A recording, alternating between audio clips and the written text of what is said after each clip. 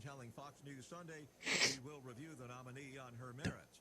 While Dum, President dum, Biden dum, promises to On nominate her a merits. woman Yep. to fill the Supreme Court vacancy, 76% Doesn't of matter those whether or surveyed by not ABC there's a News guy. Mojo's poll say the president should consider all Her possible merits. nominees Yep. to fill the Supreme and/or Doesn't matter if there's a guy more qualified, it's going to be her. Hell, it doesn't matter if there's a white woman more qualified, or an Asian woman, Right. or a Hispanic woman. As long as she has melatonin. Those minorities right now are going, what the if just happened? NASDAQ futures 49 points higher. More on these stories at townhall.com.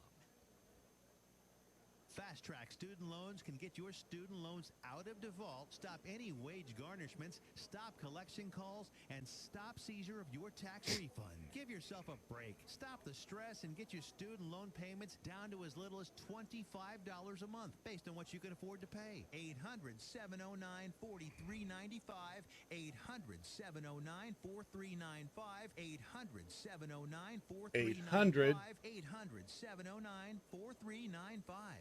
Picture it. It's the Super Bowl halftime show. Do you know where your kids are? Let's break it down. This is Aaron Barker with your daily breakdown. Each year, the halftime show performances expose adults and children alike to demonic Freemasonic Illuminati symbology. What? These images open up doors for oppression while making the occult more acceptable to the Demonic, public. This year is no different. Freemasonic, and Illuminati. Mary J. Blige Huh. and Kendrick Lamar will be performing at Super Bowl 56 during halftime. Yet a cursory internet search of any of their music displays lyrics full of violence, degradation of women, glorification of drug use, veneration of gang violence, and vulgar lyrics bad enough to make Richard Pryor blush. Maybe. The overt satanic... How would you know if Richard Pryor did The blush? double standard is glaring. These so-called artists will be allowed to Asking sing for their a friend. children during the Super Bowl halftime show. Sarah. Hank Williams Jr. is canceled from And Monday Brenda. Night Football because he had an issue with President Obama. Paul. Songs like WAP, If You Know, You Know, Gary. win awards, while Baby It's Cold Outside And gets Paul. scrapped because it's considered date rape. There is clearly an agenda with what your children hear, what the public hears, and what is flaunted as talent. The foul perverts in the music industry will not rest until the only thing What about smashing Neil Young? more than Los Angeles is your daughter. Keep on rocking in the free world. For more, and at Break D Radio on all the socials.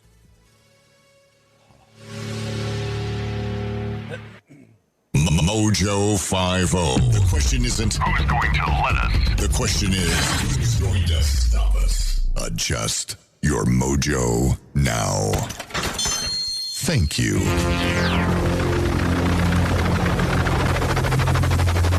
The mothership has landed. Brad Staggs. Almighty Mojo 50. You know, there's gaming the system, and then there's gaming the system. And a man in Switzerland has done something pretty amazing. Apparently last year, the Swiss parliament decided they were going to make it easier for people to change their genders and change their identities, make it a whole lot easier, more of a streamlined process. That legislation took effect January 1st of this year. Following the passage of those amendments, the task of legally changing one's gender was made so simple that all it takes now is a 10-minute phone interview at a one-time fee of about 75 Swiss francs, which, of course, translated into dollars is how much, Ron? I don't have a clue. Exactly. Can't be that many, can it? So the prerequisite... $150. Is that what it is? All right, $150 and 10 minutes on the phone. The phone screening exists only to ensure that the applicant is of sound mind and capable of making the decision on their future. And they can do that in a 10-minute phone call. Sure. They're the government. They're here to help. So the ease of fulfilling these requirements makes the task of changing one's legal gender all but automatic under the current Swiss law. So I don't think I have the guy's name, but one man in particular. And it's important to know that the legal age in Switzerland to retire is 1 year less. So it's 64 for, I guess, women, 65 for men. So this man legally changed his gender over the phone for $150, retired a year early, and is collecting now his retirement benefits. because he's a woman now. That right there is smart. That is the way you game the system and do it the right way. I guess. I mean, think about it. If you could retire a year earlier, still get the same money, wouldn't you do it?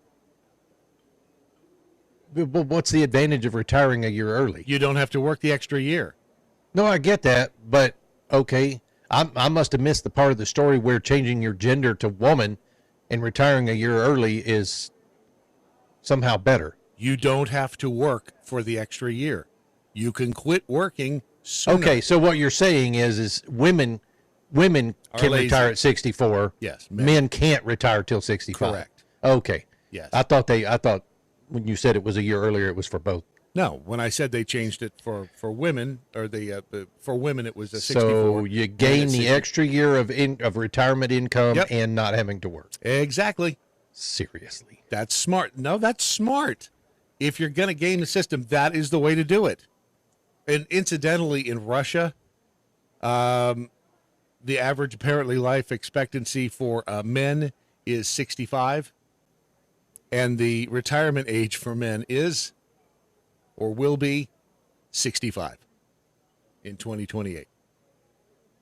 So if you retire at the earliest age you possibly can in Russia, you are likely to die. Happy Monday. Happy Monday. Happy Monday to you. There's some good news here in this country. The president knows how to use a cell phone, unless, of course, he had a hand double. He could have had a hand. I didn't even think about that because they do cut away to a shot over his shoulder when he's showing us how simple it is to a hand double for using the phone. Do you think it's not possible? No, I think it's absolutely possible. He is essentially just wants to show you how easy it is to go to a particular website on the interwebs. You know, for so many, there have been a lot of videos of the president of the United States out there that have shown he's an idiot when it comes to the interweb. You know, he doesn't know how to say, hey, you know, send text 39524 to whatever number. You know, he bobbles it the whole time. But they have actually got a video out there now of him sitting and showing you how to use a cell phone. And I think it's brilliant. Plus, he has made some comments on how he will go about choosing the Supreme Court nominee to replace Justice Breyer, who has announced officially that he's retiring.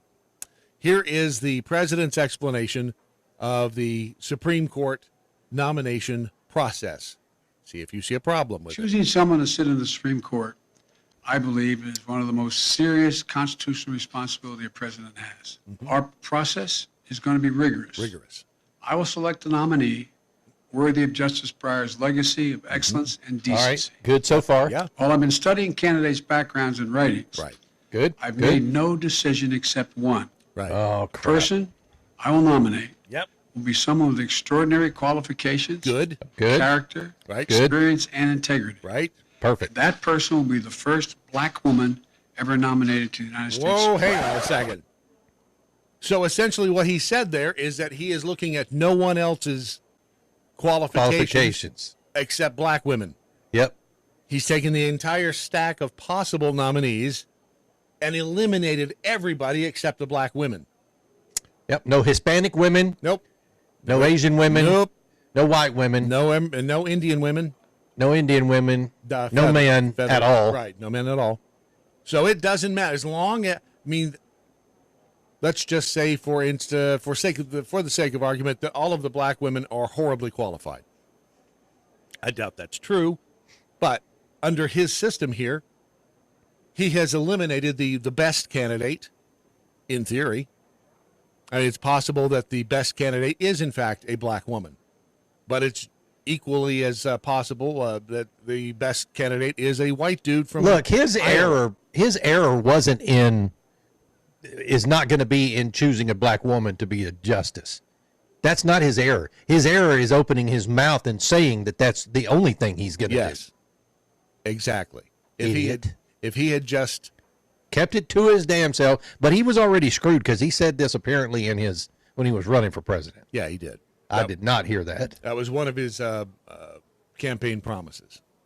So here you have the president of the United States eliminating a great number of people who are very qualified and potentially eliminating the most qualified simply because of a vagina and extra melatonin. Melatonin, isn't it? It's melanin. Melanin. Yeah. Serotonin is what you take to sleep, right? Yeah. Or is that what you take to get big breasts?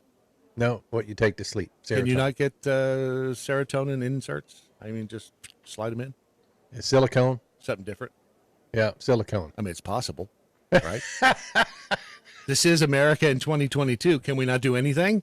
I don't know. Just saying. If you have comments, questions, criticisms, concerns, use the hashtag What I Learned Today over on the socials. And Dr. Mojo Martian already has one. I want to run for president just to say I, too, will put qualifications second when picking a Supreme Court justice. I know. Isn't that amazing? Does no one else see that? As a matter of fact, other people do see that. There is a, where was the poll? It's Ipsos. It's on Fox News. I had it up here, and I believe it's had several.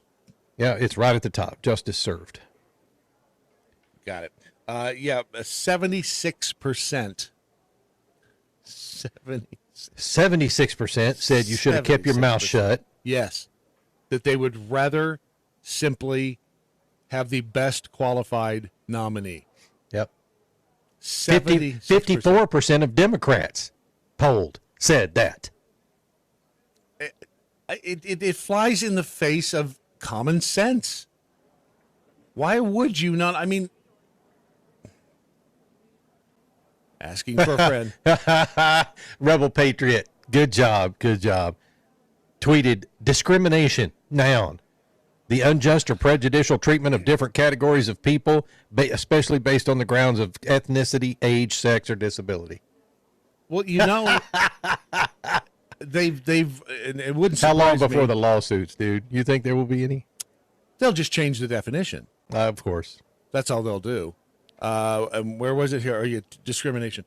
Because look what they've done with, and I think this one snuck by. Did we mention this? The word racism, the definition of the word racism was changed by Merriam-Webster. Recently? In 2020. The story from June 10th. Okay. What is it now? They're revising its definition of racism after a Missouri woman's emails claimed it fell short of including the systemic oppression of certain groups of people.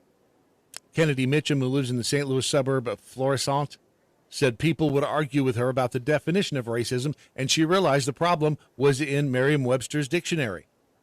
It's not just disliking someone because of their race, she wrote in a Facebook post. This current fight we're in is evidence of that. Lives are at stake because of the systems of oppression that go hand in hand with racism. Let's see if they have, in fact, it's a fundamental, captures differences. If you go to Merriam-Webster's dictionary here, get rid of the cookies. A belief that a race is fundamental. Is a fundamental determinant of human traits and capacities, and that racial differences produce an inherent superiority of a particular race. And then the second definition, the systemic oppression of a racial group to the social, economic, and political advantage of another. So do all of their definitions hold equal weight? I mean, if they show, I guess they would, wouldn't they? I mean, I don't see any reason why the additional definition would not have equal weight. True. That was just 2A. 2B is a political or social system founded on racism and designed to execute its principles. So they've literally, I guess, right here, changed or at least added to the definition of racism to include the systemic oppression of a racial group to the political advantage of another.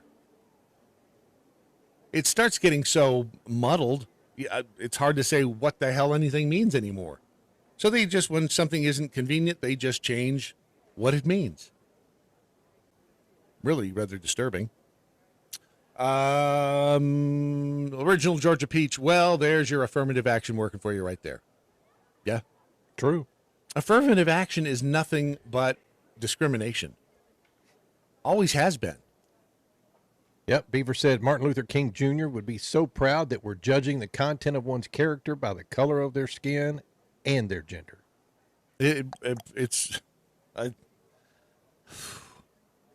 I really just telling you, we've got to correct the ship. We've got to correct it before we hit either the rocks or the trees or the mountains. And one of those ways is to hopefully correct. Oh, there's good news. It's not all bad news, by the way, this morning. There's good news in the election, in news of the 2020 election in particular. We'll get to that here in a second. But other good news is you can get right now, if you go to mypillow.com, use the promo code Mojo50. I had to check on this to make sure it was correct. The six-piece My Pillow towel set, you can get it for $40. Usually $110, but right now you can get it for a mere $39.99 if you use the promo code Mojo50, and that is 63% off. Do you have My Pillow towels? I do. I don't have those yet. Yeah, but you have a robe. I do have a robe. So you can. It's like it's seriously like a heavy towel. It's not flimsy but it's not overly heavy either. I mean, it's the kind. See, the problem with towels, and I didn't know this, but apparently Mike Lindell went and investigated why all the towels feel so good sitting on the rack at like Target or whatever. Yeah, it's because you feel them and they're all soft. It's like, man, that's so good. But then they aren't absorbent. And then by the time they finally become absorbent, whatever the hell it is that they put in those towels to make them so soft is gone, and they become these old scratchy. It's like you're drying yourself off with sandpaper. He's absolutely correct, because the very first time I use a new towel, typically that's bought at a store, it doesn't dry you off. No. It seems like it just moves the water around. Yeah. Well, I guess they put something in them to make them soft. Well, he discovered that they say they use a proprietary technology to make them highly absorbent. So it's a secret what they do. I don't know what they do with My Pillow, but whatever they do, it works because they're soft and they still will suck it all up. Which would be a great segue into something about the bells, but we'll do that here in the next half hour. Other towels may feel... I don't have mine with me. Why not? Oh, why? Where is yours? In the workshop? Yes. Oh. I know why, but it'll be exciting. Coming up in the second half hour of the program, some exciting news. But right now, mypillow.com, use the promo code Mojo50 and get you some towels at one hell of a discount. It's mypillow.com and promo code Mojo50. The Daily Mojo. All right, so what is this? Joe Rogan apologized to Spotify? It's a sad state of affairs, really. He half apologized to Neil Young and Joni Mitchell, and I didn't even know Joni Mitchell had jumped into the fracas, or the fracas or whatever. She jumped in. So she doesn't want her music on Spotify if Joe Rogan's going to be there. But look, Joe Rogan, because Joe Rogan's a left guy, isn't he not? Is he not? I don't know that he is. I mean, maybe he's more moderate. Let's just say that. Yeah. But he offered some background on his guests and argued that their opinions were worth hearing. Yeah. Now, for everybody, if more people would do just that, just because you don't agree with their opinion doesn't mean that it's not worth hearing. Right. If you don't like what they're saying, don't listen. I guess the argument is that there are enough stupid people out there that will listen to whatever, that it's dangerous. The majority of Americans are so stupid, they'll listen to Dr. Robert Malone and take what he says. No, it's that more people now, Brad, have decided that the word misinformation is the go-to if you don't agree with somebody. It's automatically misinformation when you probably don't carry the PhD that it would take for you to know whether it was misinformation or not. You're listening to somebody in the news. Well, and then they just try to take people like Malone and others who are obviously smart people, have skin in the game, and have done. I mean, the guy is the inventor of the mRNA vaccine. Yeah. Or whatever you want to call it. If it's not a vaccine, it's a And didn't you retweet something from McCullough too? Yeah. Yes. I can't remember what it was. That was good. It says, when I went on with Rogan, I brought my laptop and went over my grand rounds slides. Every point was cited and referenced, either preprint or PubMed. I don't know what that is. Spotify never contacted me for slides, which are freely available to them to adjudicate with their doctors. Bring it on, Spotify. So, right, they come with receipts, and for whatever reason, these people are well, we know why they're doing it. We know exactly why they're doing it, because they don't want the truth out there about what's really happening. And there was, let's see,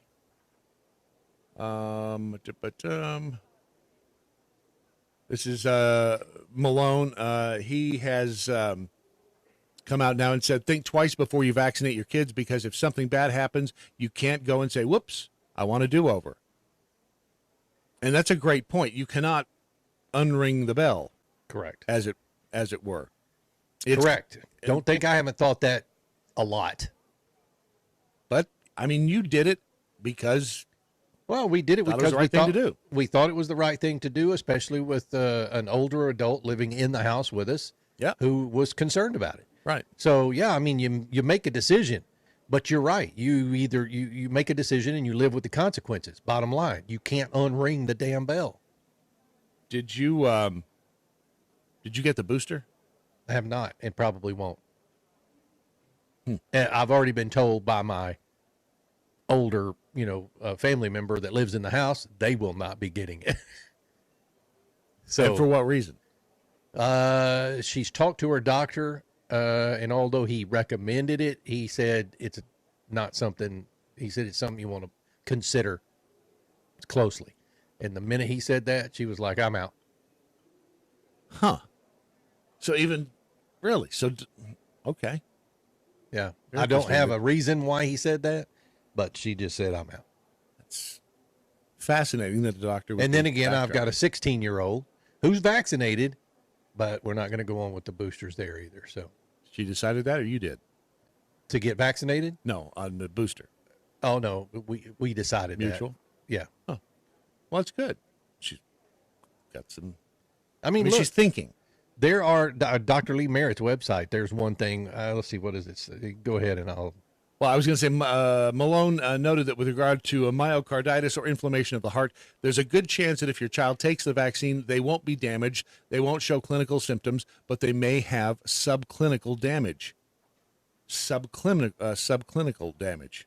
The question is, do you want to take that chance with your child? Because if you draw the short straw and your child was damaged, most of these things, if not all of them, are irreversible. There is no way to fix it. Says, I get these emails all the time. Doctor, what can we do? This has happened. And that once it's happened, you can't go back. You can't put Humpty Dumpty back together again. That's the thing. Yeah.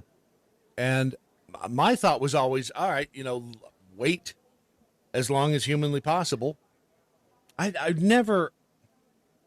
don't like needles, and I don't, and I never liked the flu vaccine. I never got the flu shot. Quite honestly, this was the only shot I've ever gotten that I did not feel at all. And it was weird. It was weird because they did something new. Mm-hmm. It's like a Band-Aid or a round Band-Aid about, I don't know, an inch, maybe an inch and a half. Yeah. But it has padding around the outside edge, and it's an open circle in the middle. And when they put it on your arm, yeah, and it's like you got the transdermal thing. Well, no, they put it on your arm, and then they stick the needle through the middle of it. Why? Because I don't know why. It was like sticking the needle through. I don't know. That's weird. They stick the needle through the middle of it, and I guess so it doesn't spurt blood back on you or something. Ew. You know what I'm saying? I don't know. Blood back on me, or I don't know. It's just really weird. It's bizarre. But anyhow, they did that, and I didn't even feel the needle. The bottom line, though, you didn't feel a little prick? I didn't feel a little prick. Dr. Lee Merritt's has a "What if you have vaccination remorse" comment on her website. So if you get a chance to go out and look at that. Well, and I'm fascinated by this patch thing they put on you because I'll see if I can find I one. thought you were describing the transdermal Nope. Method of getting the vaccine, which is all those little needles on the patch, and it also that's I think the one that contains luciferase, that is the one that, for lack of a better term, glows in the dark, so that they can see. They can use the app on a phone and go over your skin and see. Here it is. They call them Inject Safe Adhesive Barrier Strip. Inject. I've never heard of that. Yeah, and they do it because you're going to start spewing schmeg all over. Schmeg. I like that. Schmeg spewer. Here. Let's see. Where's Brad Staggs? Right there, Brad Staggs. There you go. That's what it looks like. It's just it's like a Band-Aid with the center. It's like a donut. Looks like a donut, but the center's cut out of it, and it's covered with some weird plastic, flexible plastic. And when they inject you, that's wild. It just injects through that, and then they leave that on your arm. It's like a Band-Aid, not a Band-Aid kind of thing. I don't know. Let's see if I can put this over here. Use my technology to put it over here, and then do that. Look, you can see it. That's kind of wild. Yeah, I mean, it's just a barrier strip. That's what they put on all of us, and then they injected it through that. And I guess it's so that if it runs out or if it does bleed when they pull the needle out, right, it just soaks it up. Huh. I don't think it's anything specific for the vaccine. Nothing specific for it. Gotcha.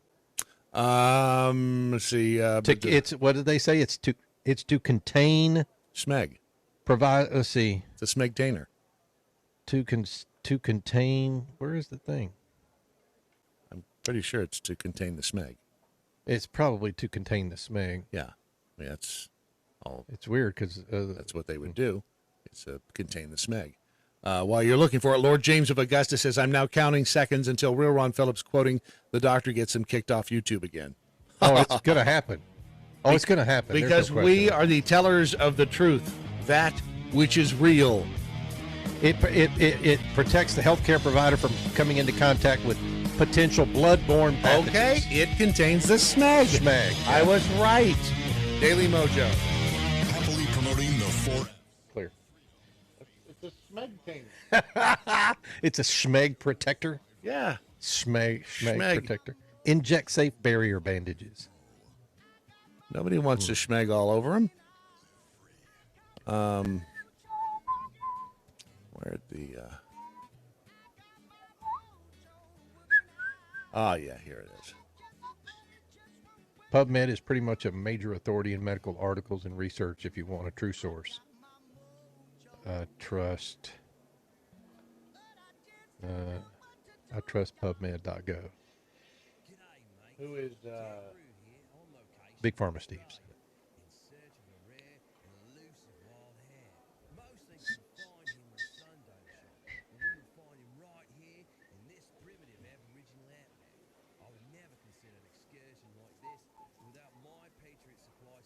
And we'll show the... Oh, see, I can't do that yet. In my backpack. I don't have a pouch.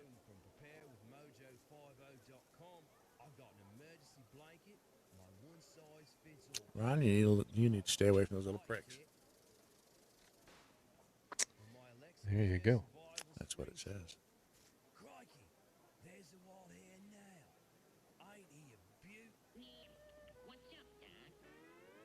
Yeah. What's up, Doc?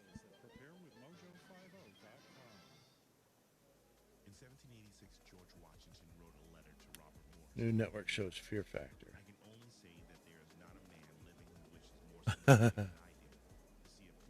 Was Rogan the host of Fear Factor? I guess He was, yeah.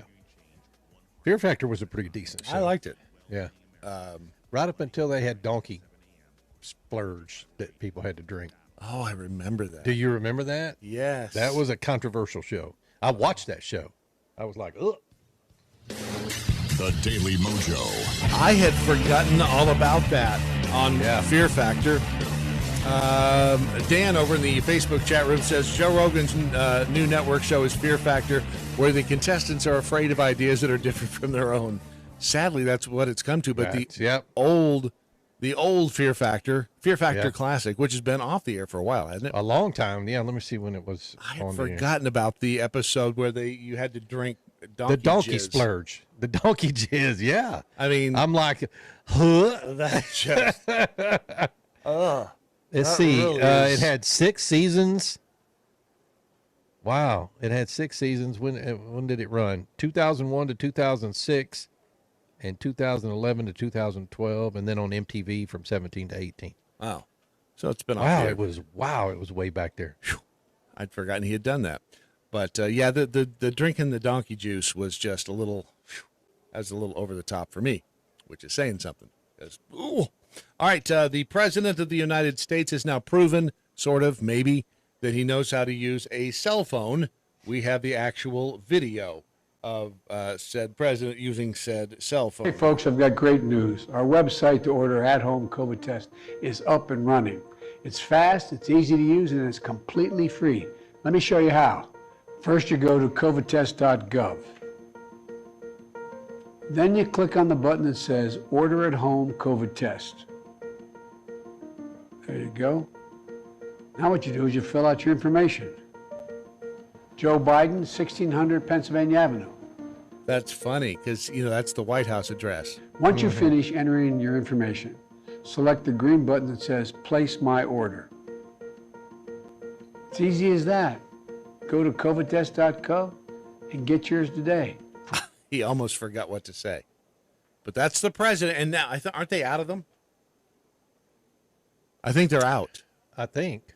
If you go to covidtest.gov. I think they're out pretty quick. Well, it's because it's free. Yeah. Anytime there's something free. What could you get? 4 of them? 4 Yeah. See, order free at home tests.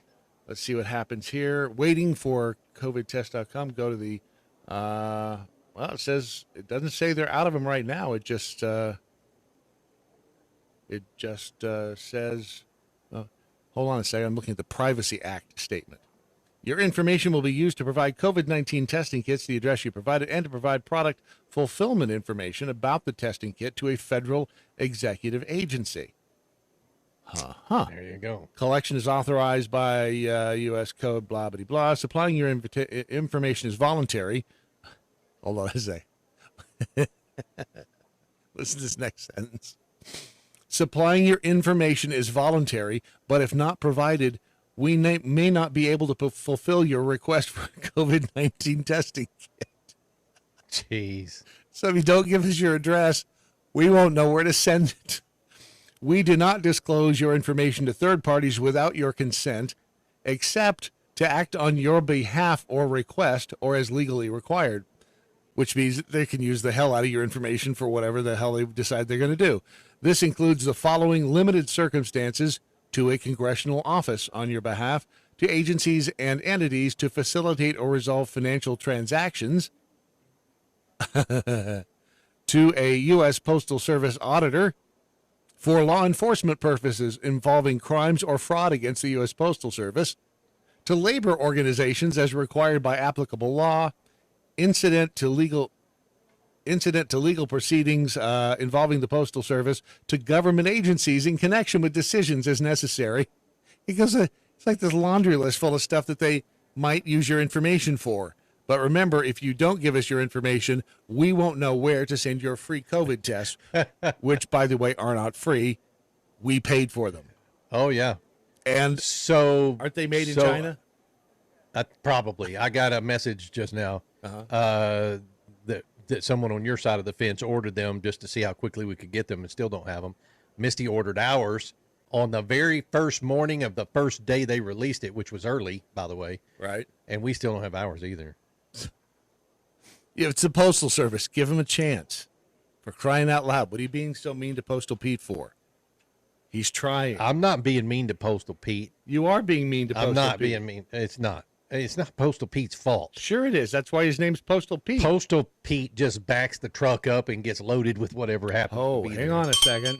I don't want to hear about what Postal Pete does in his off time.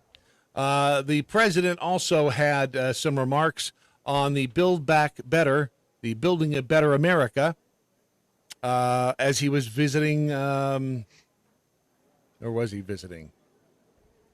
He was, who the hell knows where he was? He was in a room full of, or a room half filled with people who are standing there dutifully with their masks on, and he's being introduced, and he does his usual shtick in front of his speech. You know, the jokes that he tries to tell that aren't funny. They fall flat. Here is another example of that. To this country. So again, we appreciate all that this president's leadership has done to bring manufacturing back to this area. So it is now it is my utmost privilege to introduce a man who has made it a point to be a champion for workers, for unions, and for a generation to come, President Joe Biden. I can hardly wait for the punchline, Joe. It's great. It's great. It's funny. Please sit down. It's Jojo, thank you very go. much. You know, I can picture him in Desert Storm as a sergeant, barking out orders, can't you? When my son, Bo, was promoted to major in Iraq, and I said, now you're a field-grade officer. He said, Dad, I have no illusions. I know who runs the Army. Sergeants. Sergeants. They're the officers. And all the sergeants are out there right now going, just shut up, please. Stop talking. Stop talking. He every time he throws it somewhere along the line. Hey, you got to get out there, and you throw him a little funny, and then they love you. Except he's not funny. What was it you said about comedy a while ago? Death is easy, comedy is hard. It's true. And this guy does not get it. As is evidenced by the fact that he just doesn't seem to get it. In more vaccine news here, this is in North Carolina. We told you the story last week about the heart transplant patient in Boston who could not, or they would not give him the transplant. Oh, because he wasn't vaccinated, yeah. North Carolina. They took him off the list, didn't they? Yeah, he was at the top of the list. They took him off the list. In North Carolina, a man has been denied a kidney transplant over his COVID vaccination refusal. North Carolina man in need of a life-saving kidney transplant has been forced to turn down more than 100 prospective donors because of a hospital policy that requires him to be vaccinated, and yet he refuses to do so. It's insanity, but I guess the hospital has. Do they have the right to say that? I suppose they do.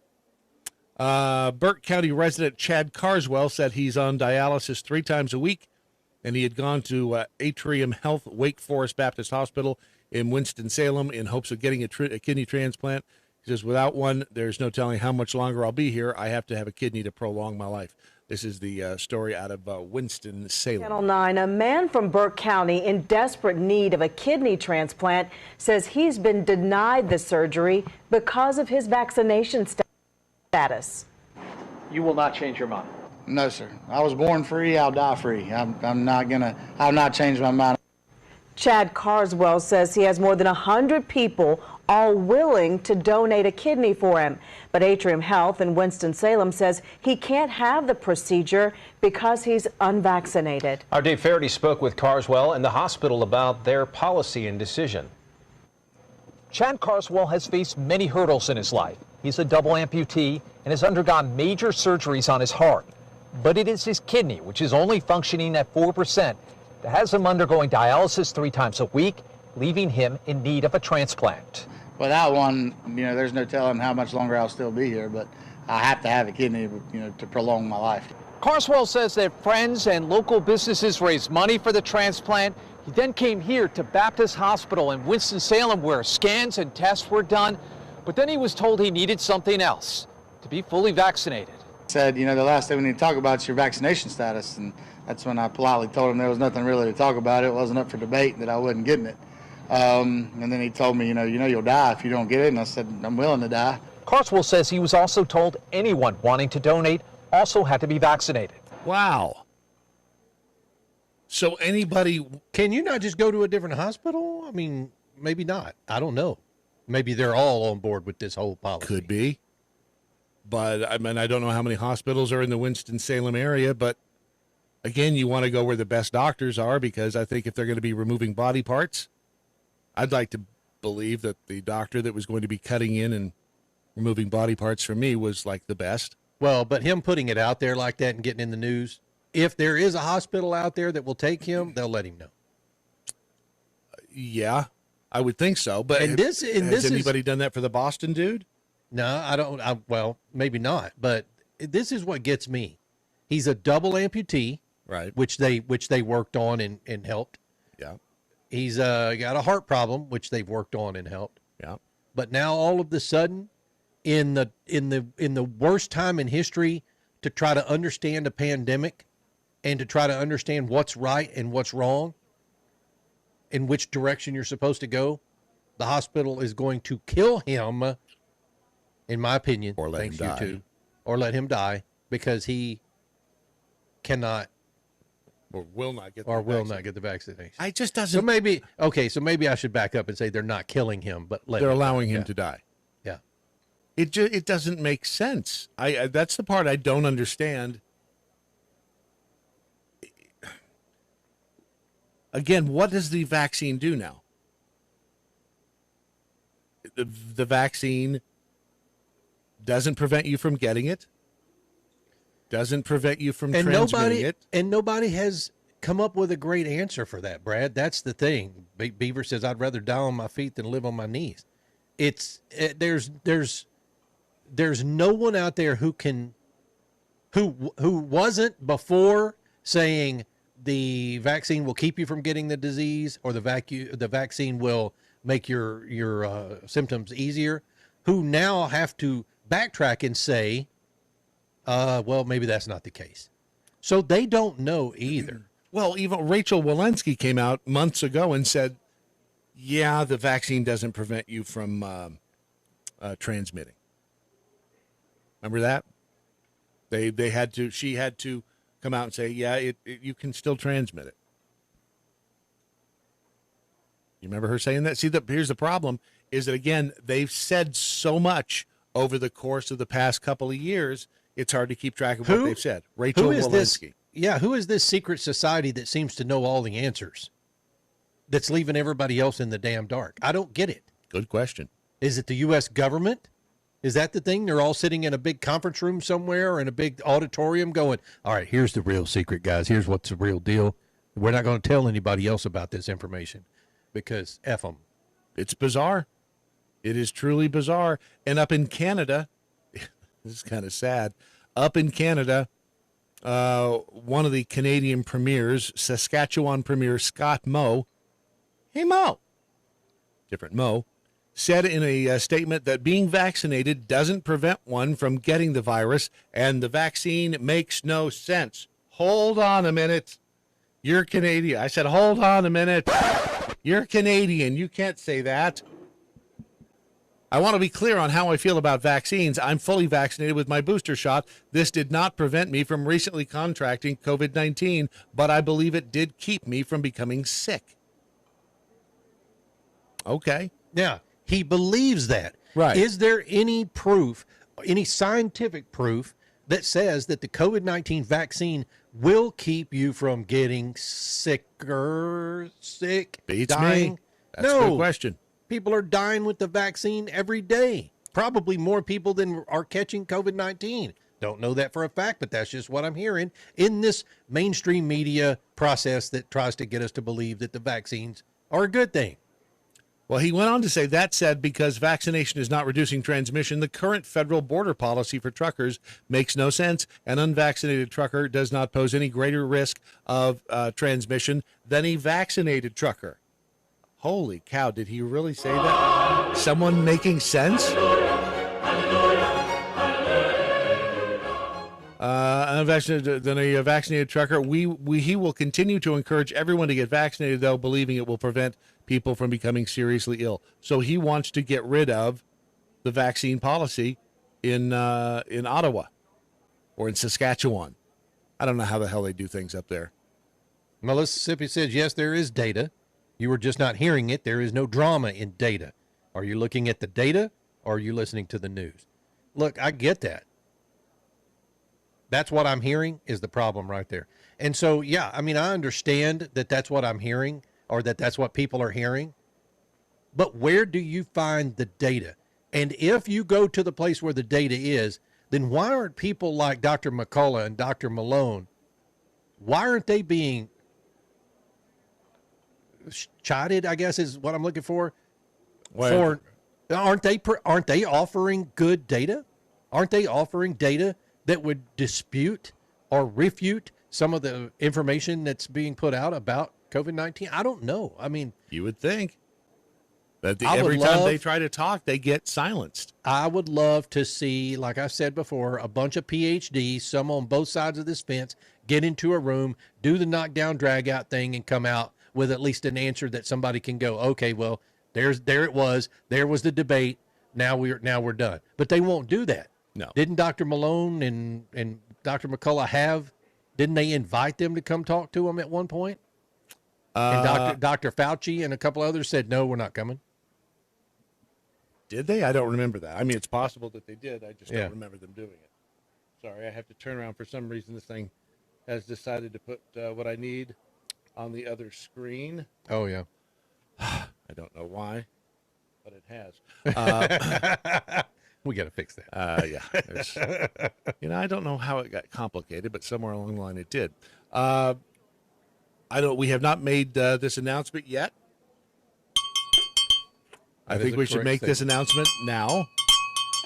Okay. Bring out your dead. Bring out your dead. Bring out your dead. And it involves bells. Yeah, so for everybody who saw me post last Friday a white bell on Twitter, there was a reason for that. No, it's not a chocolate bell. What were some of the comments? That was so funny. Oh, that would have been good, though. Wow, Ron, great pick. It looks very angry. Okay, I'm dumb. I admit it. What's that? Ding, ding, ding-a-ling. White chocolate-covered bell. And then Dr. Mojo Martian. You should get some Bevan bells and laser some dot quotes on them and some with the Mojo 50 logo printed on them. Well, guess what? The announcement is that Romika Designs through Mojo 50 Radio are now offering Bevan bells laser engraved. To get your Bevan bell from Mojo 50 and to support Mojo 50, you have to go to the mojo50.com website. Okay, so that's the place where you have to go, mojo50.com. It's right there at the top. It will link you through an affiliate link over to Romika Designs where you can order your bell. And guess how much they are, Brad? They are. I don't know. I just slipped and fell. How much are they? $20. Same as downtown. No way. Yep. That's perfect. You are welcome. And you can actually have, so on one side will be the Mojo 50 logo with Mojo 50 Radio, and you can have whatever you want within reason on the other side engraved. So we're very proud to offer that. We became a Bevan Bell distributor a week and a half ago. So we have, we've got those on sale. Now, if you're listening to my voice, do not go to romikadesigns.com directly. Right. Keep talking. I'll be right back. To order your Bevan Bell, because those are generic Bevan Bells for engraving, and they cost more. If you want the Mojo 50 Bevan Bell, go to mojo50.com, click the link right at the top of the page where you see it, and we have 3 colors available, one size, which is the 10LD.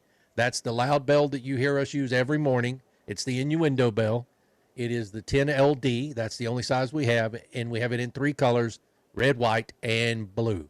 The white one is engraved dark, and the blue and red are engraved with silver, or we just engrave the paint off. But we can have you can put in the option for customization. You can put in whatever you want to have on the other side. Sorry, I'm back. We'd be honored to do that for you. If you do want another logo on the other side, we do have a link at the top of the page after you place your order. It says file upload. You can send us your file that way. Please make sure, if you can, make sure it's a single color, preferably black logo, because engraving is not colored. Okay, there, President Biden. Only black logos? Wow. All right. Even if they may not be the most qualified logo, We'll just take the black logos. But it's something we've been working on for a while. We've wanted to do that, but the Bevan Bell stuff just didn't come through for us until a couple of weeks ago. Until it did. And then start at Mojo 50. Yeah, start at mojo50.com. Excellent. Speaking of, I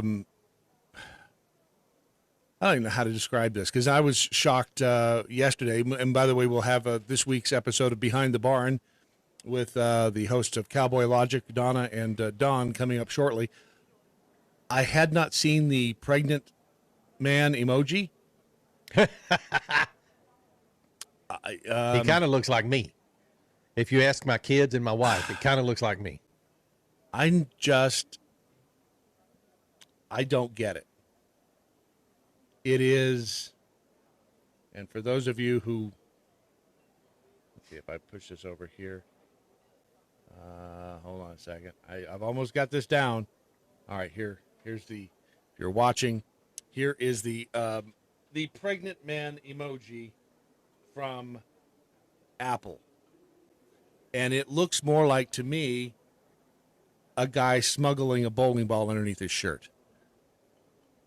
It's just the weirdest damn thing. I don't get it. But that is part of the wokeism here in this country. Yeah. It's the damnedest thing. I don't even know what to say about it. Don McLean is back in the news. He's not dead, and he is also not trying to get his music removed from Spotify. He believes the New World Order is trying to make Americans feel ashamed of their country. Hey, here's a singer who's actually behind America. Huh. He told Fox News in a recent interview that to celebrate the 50th anniversary of American Pie, he intends to tour over 30 North American stops and 25 shows in Europe this fall. Isn't he like 112? I mean, he says, when I was young, I was the right guy at the right time. The audience was receptive. I knew my audience, and I knew what they wanted.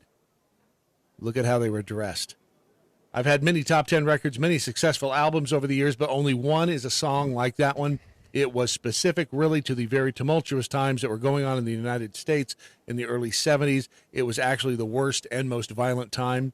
Cities were on fire. Vietnam War was finally ending. The Titanic struggles had forced the government to stop doing this after it had been going on for more than 15 years. And so I think it was there was a yearning for something American, and my song fit the bill. I mean, between him and Meatloaf, good for both of them. Well, Meatloaf's dead. Shows you what he gets.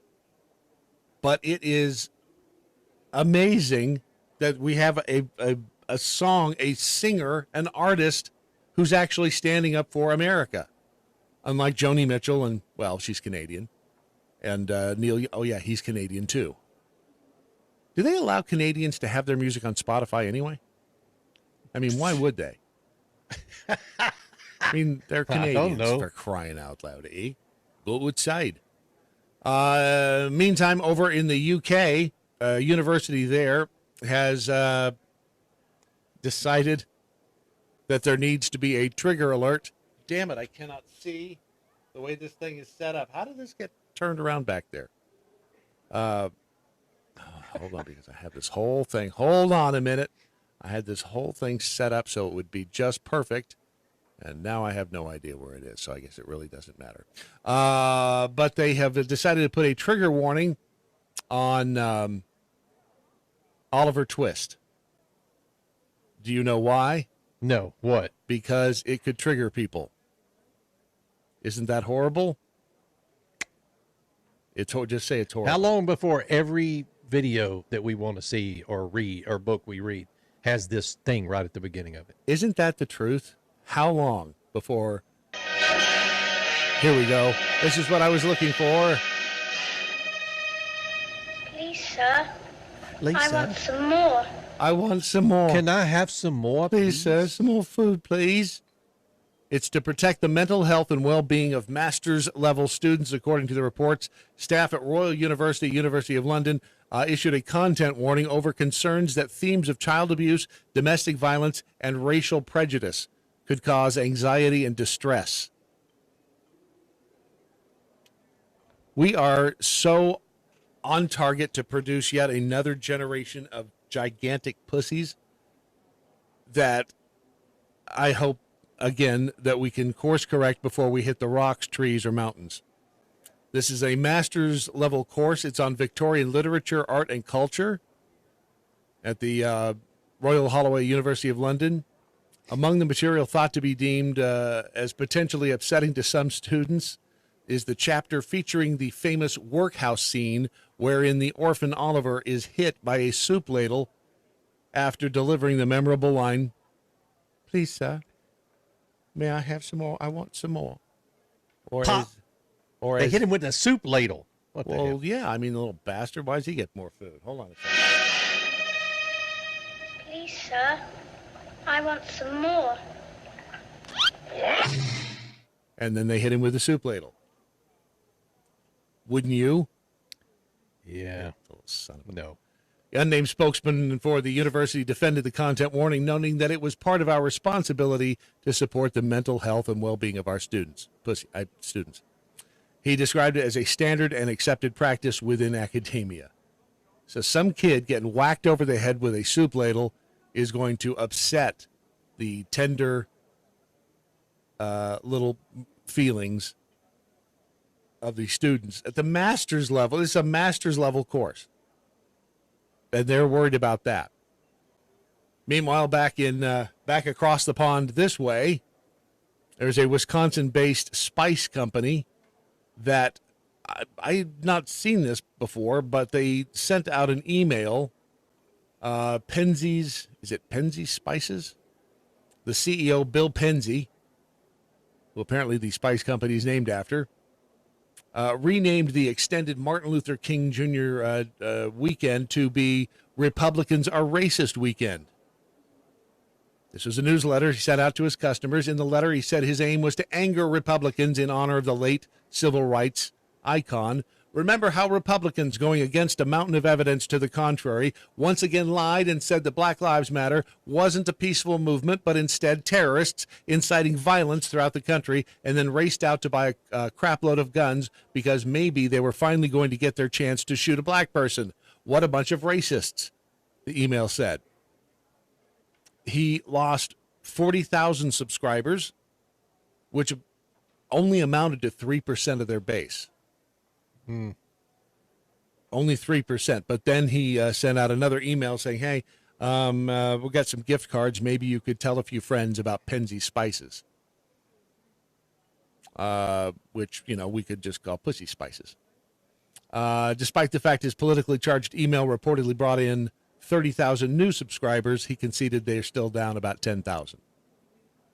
Why would anybody, I guess they're a lefty company, who knows? If I got something like that from either side, from, a spice company for crying out loud, in my case, a tool company, really from either side, I'd be pissed off. We're seeing the disintegration of society. Right. But we can fix it, can't we? Let's try, shall we? Because we have bells. More coming up next. Clear. Giant bunch. Let's haze.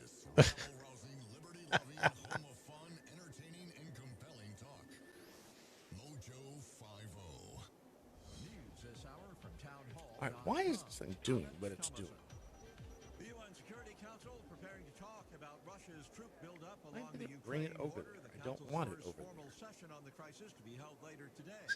And any Russian move on its want it neighbor to be could over have here. wide-ranging consequences. Another dynamic of the Russian incursion into Ukraine is the impact it could have on the supply chain crisis. Ukraine is the world's fourth largest supplier of wheat and corn, and any interruption of shipments would have an impact on the Middle East and Africa. Put pressure on the United States to try to fill in any gaps, despite our own issues getting shipments into and out of this country. Ken Lorman reports. Canadian Prime Minister Justin Trudeau set to address his nation today amid unrest over the Liberal government's handling of the COVID pandemic, including mandates imposed from the top down. Big rig drivers, part of a cross-country convoy, have rolled into the capital, Ottawa, converging on Parliament Hill. All of the commotion prompting Trudeau and his family to relocate to an undisclosed location. It was troubling, terrifying, and bizarre all at the same time. People around a pool at an Ohio hotel passing out or suffering symptoms like dizziness or a burning in the throat. Marysville Fire Chief Jay Riley. Burning in the throat? CO. Marysville Police Department, the fire department, along with the property management company for the hotel are looking into the source of what caused the carbon. I took a handful of something before, and at least my back is not stabbing pain. Oh, that's good. I took a handful of something. Have you ever Not done sure that? what it was.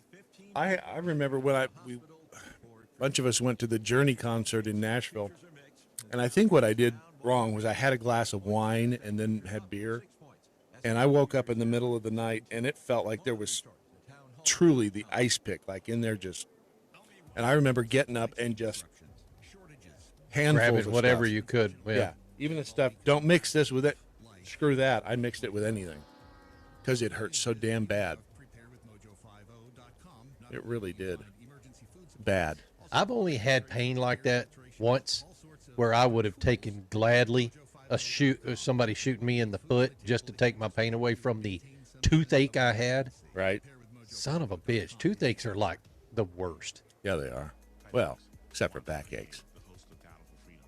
And then, you're just I guess. 7 a.m. Eastern Standard Time. Check me out on Battle for Freedom, where I'm triggering change, one heartbeat at a time. All right, where is this?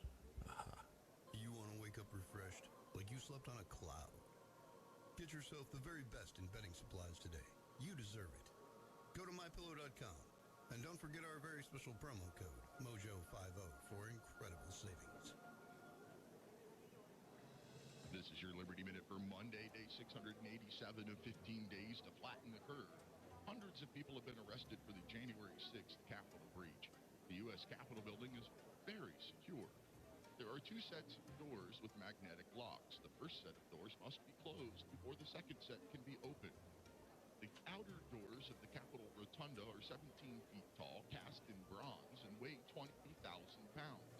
If locked, it would take military-grade artillery to breach them. Once through the giant bronze doors, you come to the second set of security doors. There was no artillery at Capitol on January 6th, so how did people armed with flagpoles breach this state-of-the-art security? The only possible answer?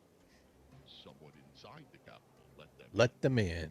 Get the latest political news at liberty-lighthouse.com. Until tomorrow, see this Packham Parabellum. If we weren't so bad. To puppy rape. I like to cuss. Do I want to keep my penis? Cat wants some black titties. We wouldn't be so good. Mojo 50.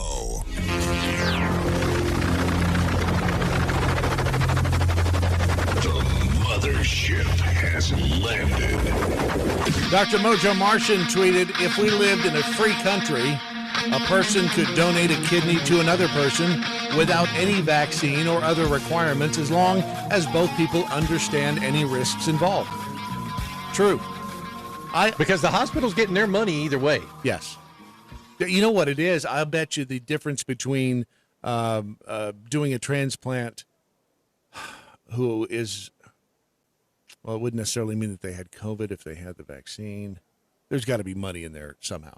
I mean, why else would because that's some pretty bad publicity for the hospitals to say, for these people to come out and say, I couldn't get my transplant because they said I had to be vaccinated, when in fact the vaccine, what the hell does it do for the people, and especially in this situation? My argument with the guy with the heart transplant, needed the heart transplant, is, doesn't that fly in the face of common sense when there is now evidence that the vaccine, or I've fallen into the habit of calling it a vaccine even though it's not, but for sake of argument, we'll leave it like that, even though the vaccine has been shown to have ill effects on the heart. And this guy's getting a heart transplant. It just makes a person go, huh. And then, of course, the kidney thing. I guess we've had, well, isn't it remdesivir that if you get remdesivir, trashes your kidneys? I know. I thought remdesivir was your lungs, but it may trash your But I kidneys. think it does something to your kidneys. And again, I may be wrong. Don't take anything I say as gospel. Look it up. Sit there on the toilet with your phone and look it up. Ron, check your DMs. I got it. I answered her. Good. Thank you for the question. Big Pharma Steve, if you think toothache is the worst, I want to ask if you've ever had a kidney stone. Those little SOBs are enough to change your opinion on drinking a crap ton of water a day. I have not, and I replied to him, and I said, nope. I said, I stand corrected. I have not had a kidney stone, thank God. I've heard stories. Yeah, I have too. Pat Gray, yeah, I think has had a few of those, and not much fun. Wine, beer, getting stabbed from behind. What's that? Metalicious, Mississippi says wine, beer, and getting stabbed from behind. Was that like a Saturday night at her house? Hey, whatever it takes. Whatever it takes. Adam Carolla was on Sean Hannity's show, and great quote. Quote, what have you guys been right about? End quote. He's asking the mainstream media. Yeah. And that's a great question. What the hell have they been right about? Them and the CDC. And again, it goes back to Brondo from Idiocracy. Brondo, finally just went ahead and purchased the FCC and the FDA so they could say whatever the hell they wanted whenever they wanted. I mean, that's kind of what these drug companies have done. They own the FDA, essentially. They own the mainstream media because of all the money they pump into them. So they can pretty much say whatever the hell they want to say. And it's amazing. I say it's amazing. It really isn't. It's disturbing how this trend continues. Here's just a little bit of Adam Carolla over on Hannity's show. No, I've never supported boycotts. I never call for firings, and I don't get people that do. The ultimatum that was made to Spotify, they made the right call. I don't know Joe Rogan, but I like his work. I like the fact that he makes you think, and if you don't like it, you don't have to agree with it. Why do people have a hard time if somebody doesn't toe the line on this topic or that topic? Well, basically, we've decided that there's one lane you can be in when it comes to COVID, and if you get outside of that lane, you need to be shut down. But I find it interesting coming from rockers and comedians and artists, because their job is to push back against the man. And Neil Young should know the man isn't Joe Rogan. The man is Dr. Fauci. The man is Governor Gavin Newsom. The man is the CDC. The man is the WHO. The man is Biden. That's who the man is. You're an old rocker. You're supposed to push back against the man. Joe Rogan is pushing back against the man, and you're pushing back against Joe Rogan. Boom. Did he not nail that? Yeah. You are supposed to be pushing back against the man. How is it that these schlubs like Neil, he's just stupid apparently, I don't know, ignorant. But yeah, that's the whole idea behind the 60s counterculture movement, was pushing back against the man. The man being government, big government. That's what Rogan is doing. And that they're all trying to bury him. It's like we've really slipped into an alternate universe. I mean, truly, if you think about it, now old hippie rock and rollers are supporting the man and pushing back against counterculture. It's like, wait, hold on. You guys, you're doing it wrong. And people like Adam Carolla, who I don't know what his politics are. I guess he's appearing on Fox. Maybe he is to the right of things. I have no idea. But like you said earlier, Joe Rogan isn't certainly a what you would consider a conservative, is he? No. I mean, if he is, it's a surprise to me. The whole damn thing is just weird. That's the problem. The whole thing is just weird. Should we do this now? Let's do it. I think it's a good idea.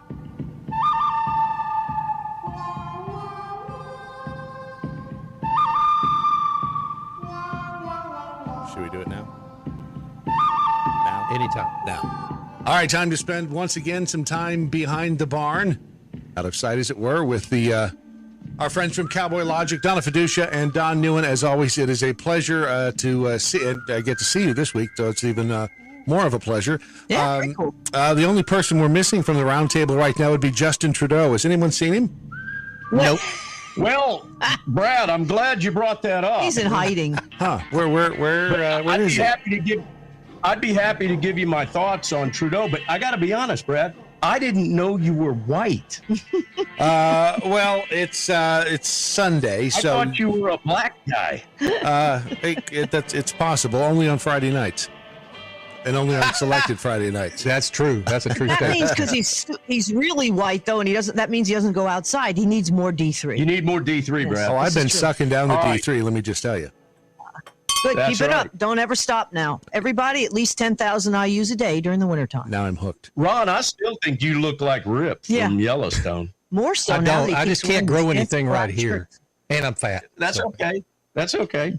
When Beth kisses Rip, that all comes off. I guess. Hey, so you were talking about Justin Trudeau, right? Apparently he's afraid of trucks. What is it about trucks he hates?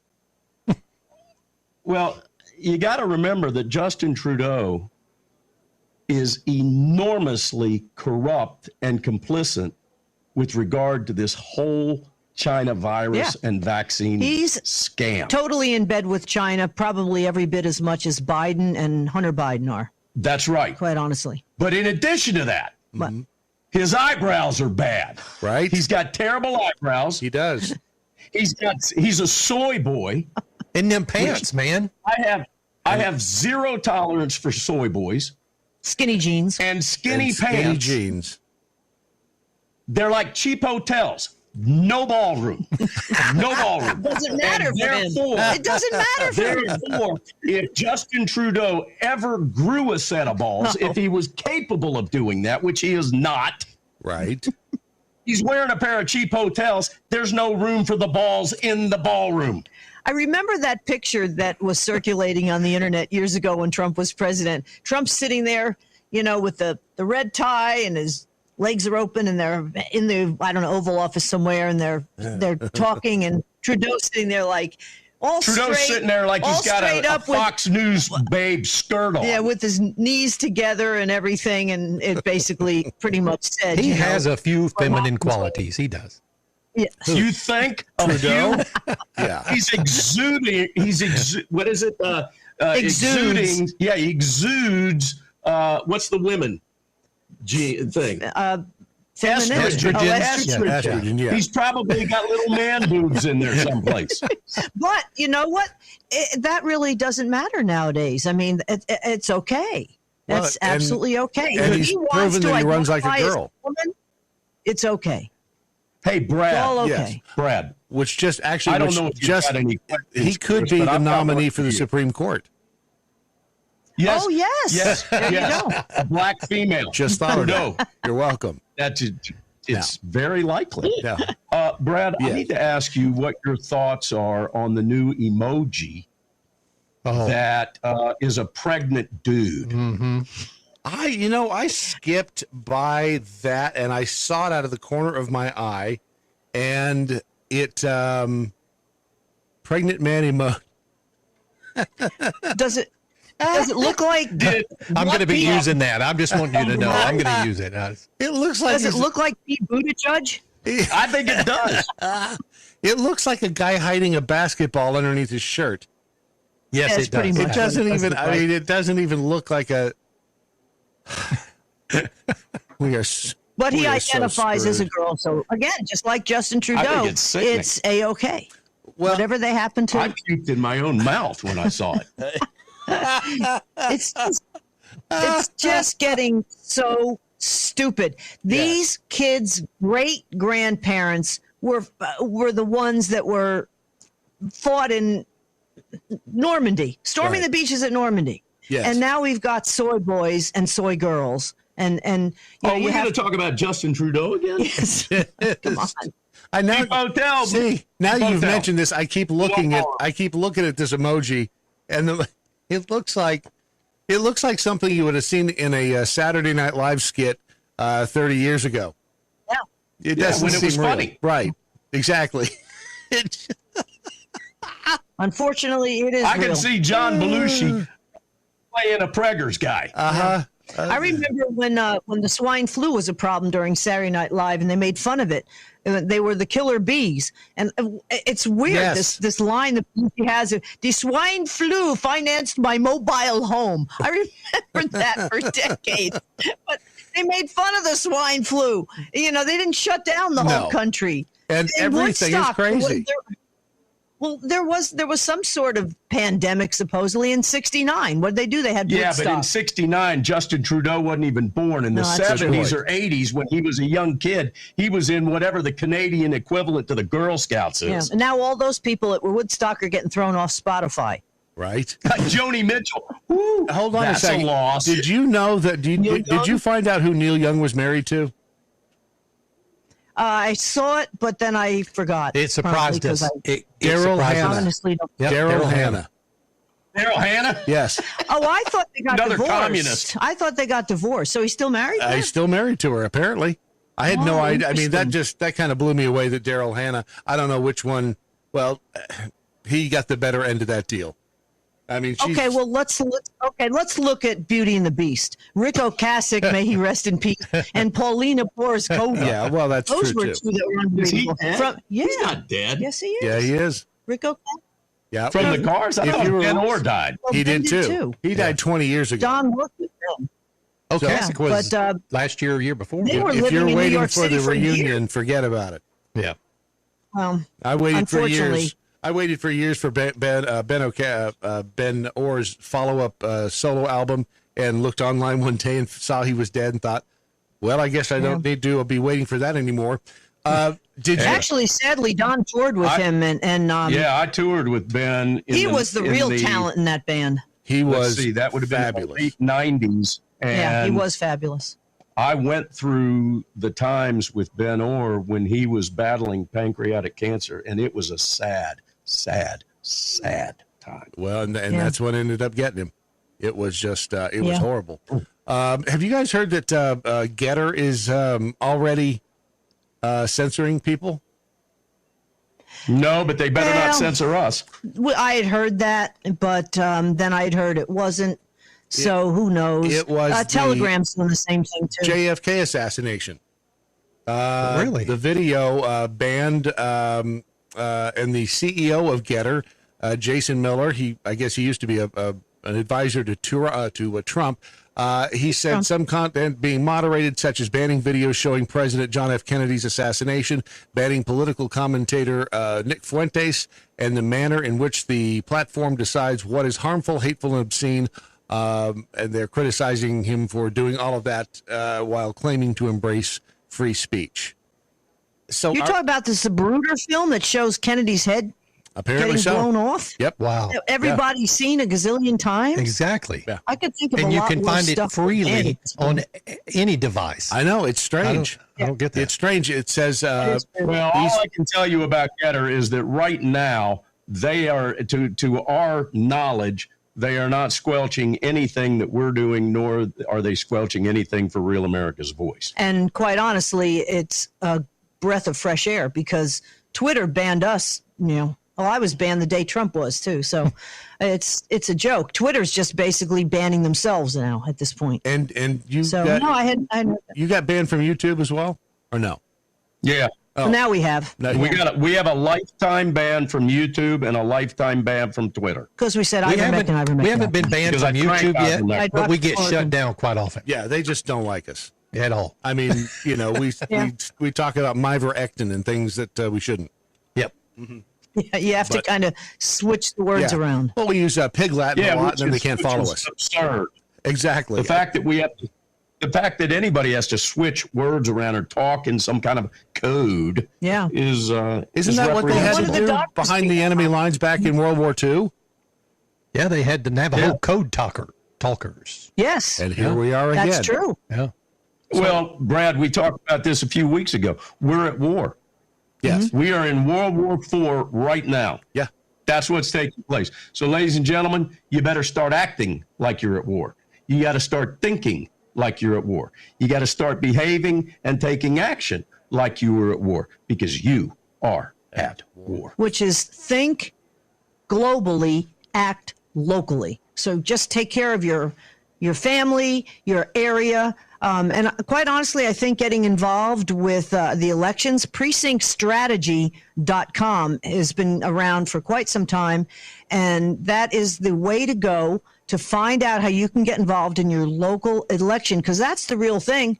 I mean, to sit there and say, oh, we can put pizza boxes up on the glass so no Republicans can watch how you're counting the votes like they did in Pennsylvania and Philadelphia. I mean, so that's just A-OK. Or because a toilet supposedly overflowed in Fulton County, which is a bunch of BS, that they Ron's stopped. toilet doesn't overflow, Donna. No, but never. Ron's bidet does not overflow. It cleans your butt too, I know. But the point is, this way that we can stop the cheat. It's not even the steal. Stop the cheat this time. Precinctstrategy.com. I can't believe we're out of time. I mean, our time goes by so quickly. It goes by fast. It really does. It's like being with someone you love. The time just right on by. So as always, thank you both for your time, and we will talk again next week. And of course, Cowboy Logic airs every Tuesday. Every Tuesday at noon Eastern and 11 p.m. Eastern. That image you showed was wrong. I'm fixing it now. Oh, good. Well, I don't even know where that image came from, honestly. It came from our website. Oh, it did? Because I just Googled it.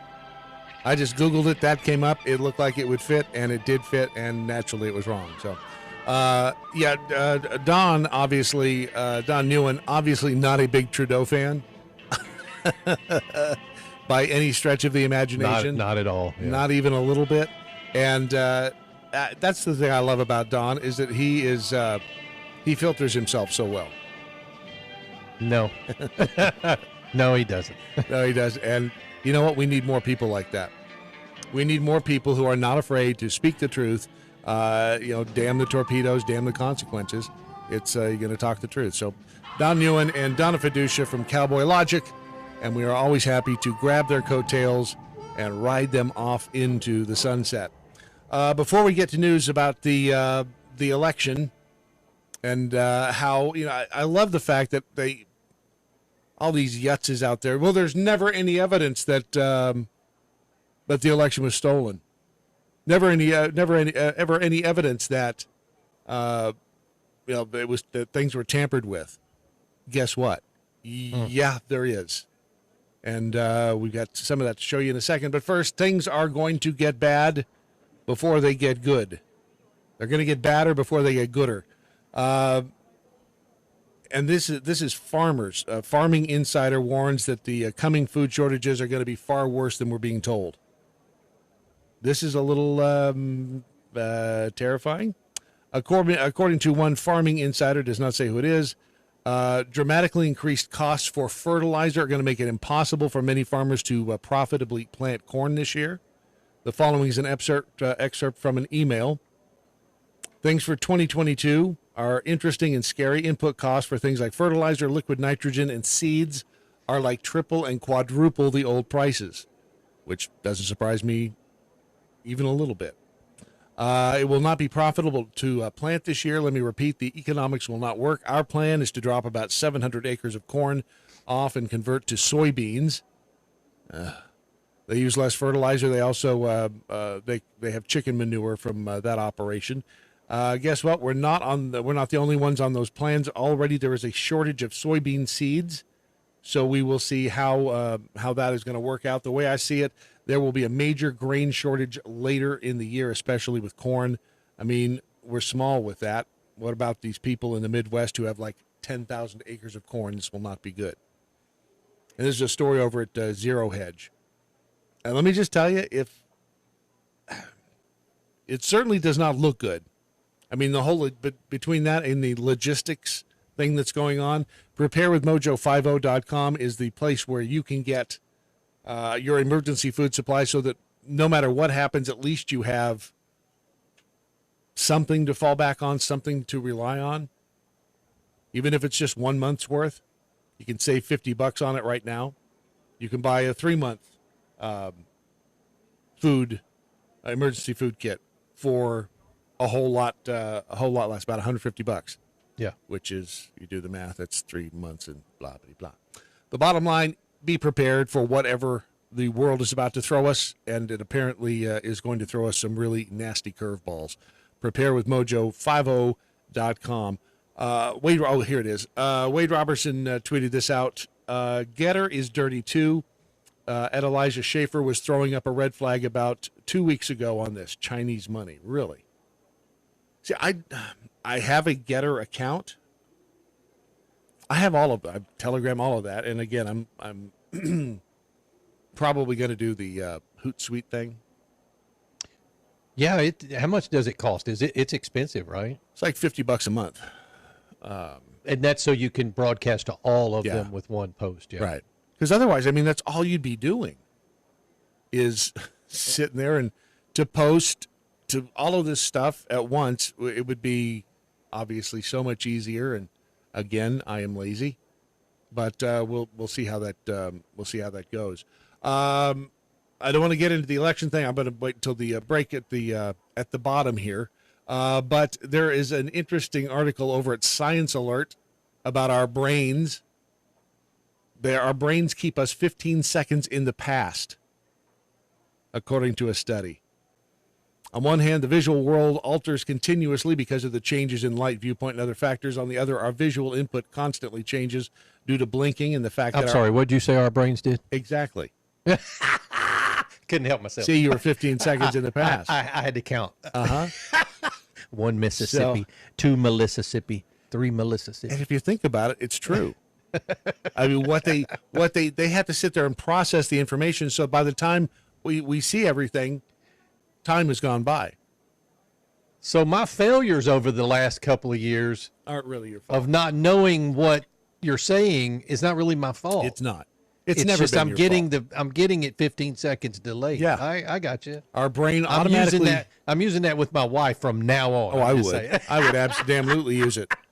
Our brain apparently smooths our visual input over time. Instead of analyzing every single visual snapshot, we perceive in a given moment an average of what we saw in the past 15 seconds. Wow. There you go.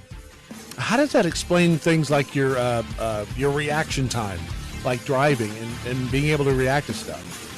I guess if everything is 15 seconds in the past, then you won't remember that you did it for 15 seconds, maybe? I don't know. Hell, I don't remember your body, your body takes over? I don't even remember what we just did. That's how bad I am. We'll do it again next. A free exchange of ideas. Mojo 50. Clear. I couldn't resist. That was perfect. That was perfect. Boom. This goes over here. We are a listener-supported network. That means we need your help to continue to offer the quality programming you're hearing right now. If you're able, please visit mojo50.com and click the donate link in the menu. Your donation will go a long way in helping us continue to share the American voice. Thank you. Thank you.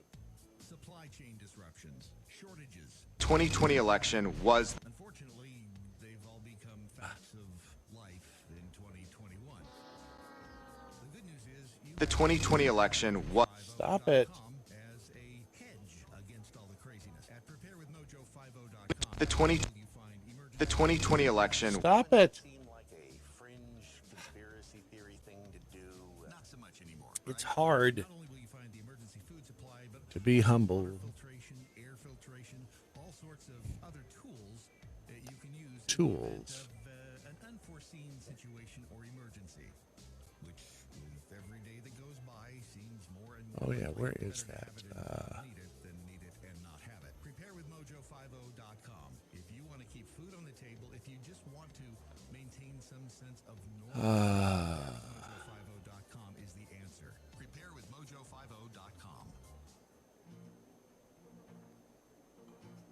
It's original. It's bold. Bold. It's patriotic. It is. It's American. It's American pride. It's American Pride Roasters coffee. Historically, great coffee. AmericanPrideRoasters.com.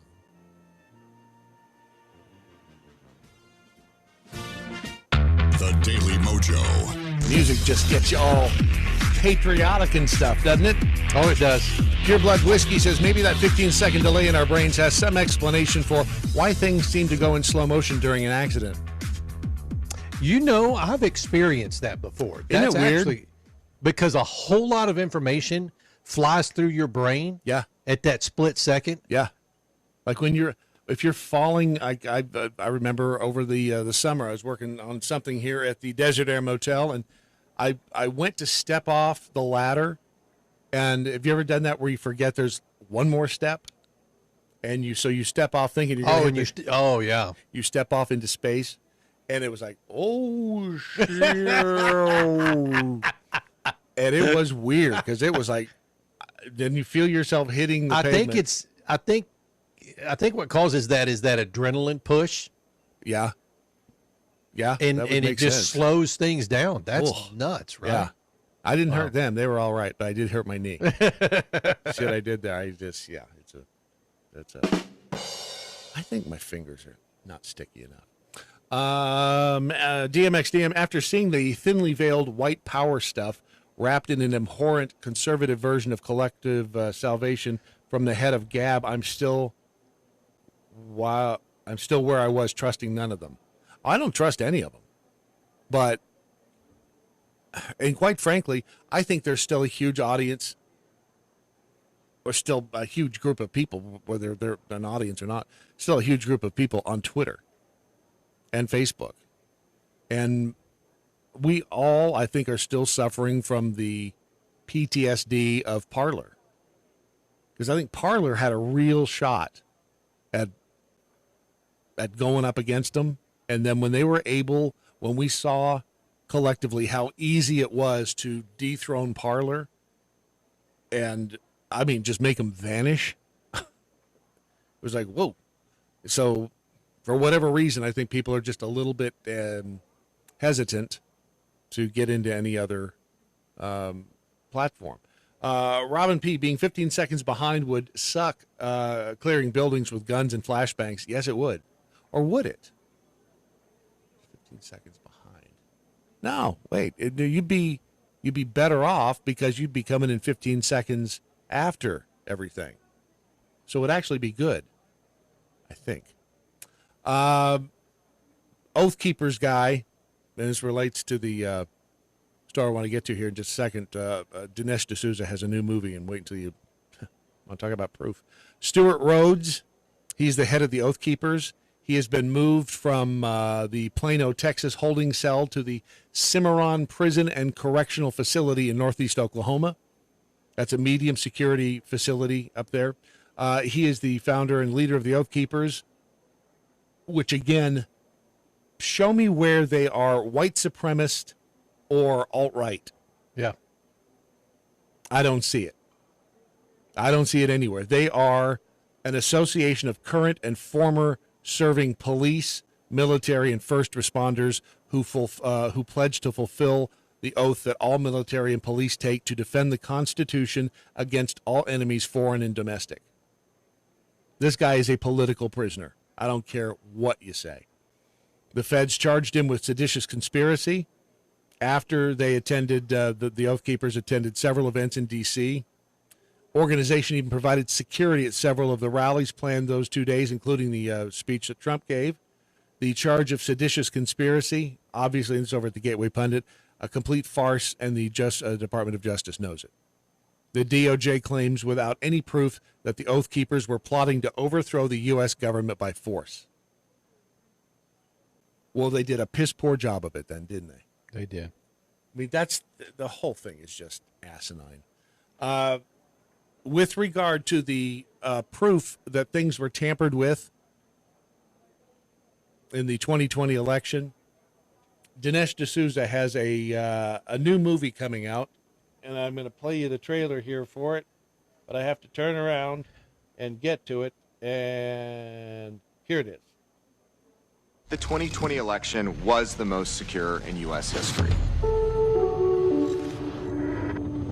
There has been no evidence of widespread voter fraud. He lost a fair and secure election. most secure election in American history. Really? All those of you who volunteered and worked the polls, you deserve a special thanks from the entire nation.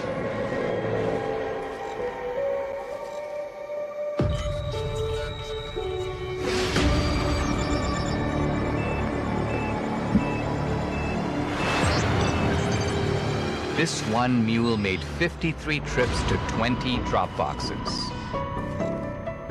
He's not alone. We tracked 2,000 mules making multiple ballot drops.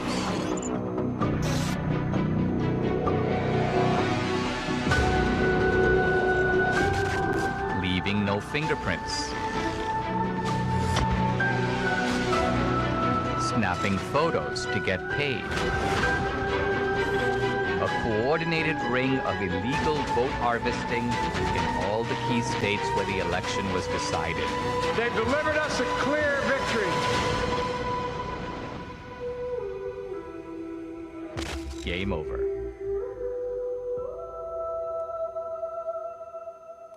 That is the holy shit. I know, doesn't that look fascinating?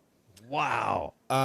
They did some amazing things. The documentary is called 2,000 Mules, and they used geo-tracking on, I guess, cell phones, and found over 2,000 mules carrying, I guess they were just loading these ballot boxes with votes. They were carrying gloves. They were wearing disguises. They took pictures of the ballot boxes, kind of like when Amazon delivers your package and then takes a picture of it to prove that they were there. So that's why they were taking the pictures. One mule made 53 journeys to 20 different drop containers. I don't see how anybody can argue that ballot drop boxes are a good idea. I mean, it flies in the face of common sense. To have these sitting out in the wide blue open. Yeah, I completely agree. It's like a mailbox. But here's the thing. For them to say it was the most secure election ever, quite honestly, is their version of us saying this election was rigged. So except this election was rigged. Yeah, it's probably somewhere in the middle. I say somewhere in the middle. The election was. It was either most secure or it was rigged. It can't be both. Well, no, but it has to be one or the other. Look, you've got people on the far right going, "Oh my God, it was blah blah blah blah blah." Then you got people on the far left going, "No, it was the most secure election ever." But it was somewhere in the middle. Do I think it was rigged? Yeah. Do I think it was a incorrect or false election? Yes. That's my opinion. There's nothing I have to prove it. Dinesh D'Souza's movie. I mean, obviously they figured out a way to track these people and know who they were. Right. I don't know how they figured that out. If I'm to believe what Dinesh D'Souza put out there.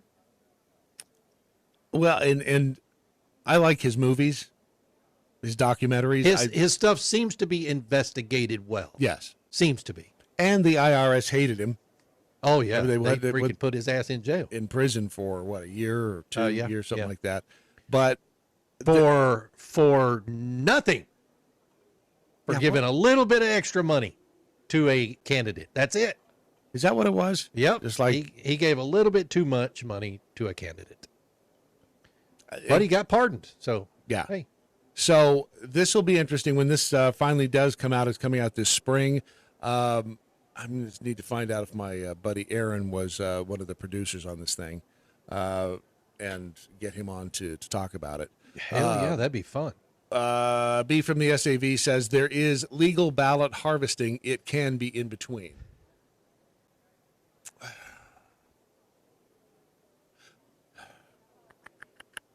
But then it would be secure, right? I mean, there is legal ballot harvesting, you said? Is there?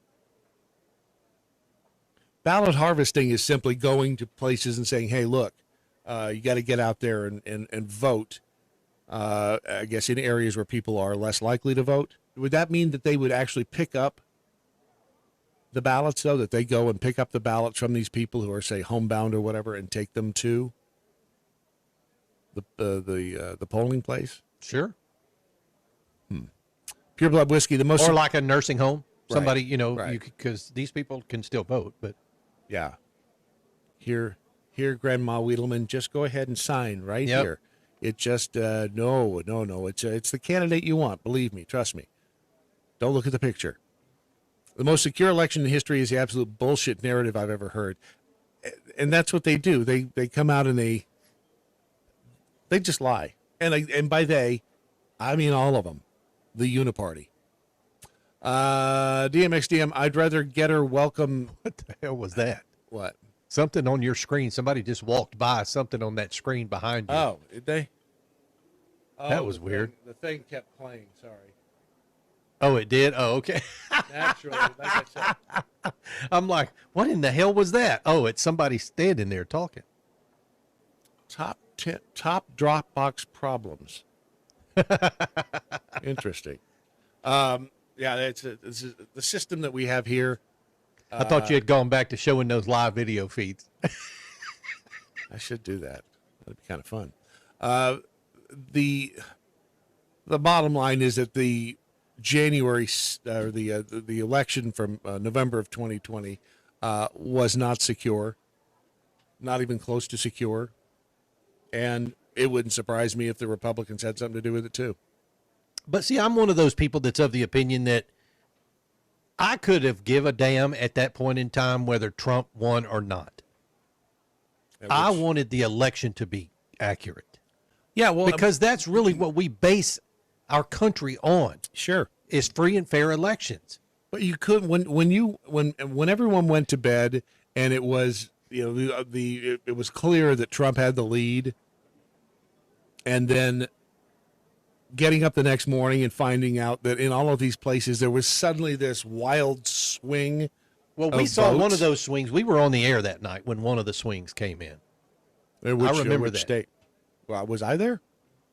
Yeah, it was the one. It was the one that because you broadcast it and we did it on Zoom and we had a bunch of hosts call in. You don't remember that? Oh, yeah. We were there when one of those came through, but we weren't there for the big ones. We had already been off the air and it was overnight, right? Right.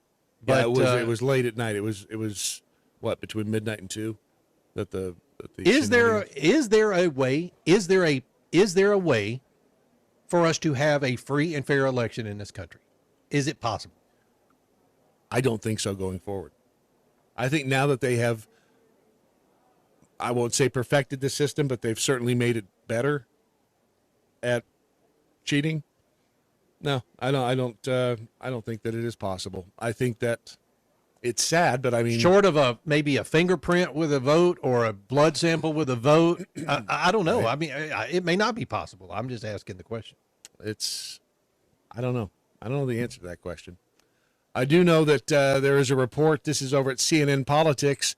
Kamala Harris drove within several yards of the pipe bomb at DNC headquarters during the Capitol riot. That deserves. Remember, these are the pipe bombs that they have video of the guy planting, but they can't find this guy or girl or whatever They found every person at the January 6th festivities. But they can't find this guy. Yeah. Can't find him, her, it, zem, zed, zer. That's just impossible. Cannot find that person. Then President-elect Kamala Harris drove within several yards of a pipe bomb lying next to a bench outside the DNC headquarters on January 6th. And she's more important than everybody else who drove by that pipe bomb or any other pipe bomb? Seriously. This begs for so many one-liners, but I can't say any of them. Remained inside the DNC for nearly 2 hours before the bomb was discovered, according to multiple law enforcement officials familiar with said situation. Do we even know at this point that they were pipe bombs? I don't know. I guess if we're going to believe the people there, with the bomb squad or whatever, at this point, they were probably just pipes filled with sand with a clock on them. Remember Clock Boy from here in Texas? I do. Nothing, but it's impossible to know what to believe at this point. Going forward, it's impossible to know what the hell to believe. Mississippi's got some interesting tweets for me today. It's just I don't understand. Maybe it's, she's trying to stay the middle of the road. I don't know.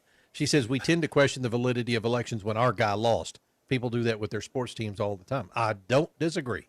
I don't disagree. This one had just Would we have questioned it if Trump had won and we saw all this same stuff? Probably not. She's probably accurate with that statement.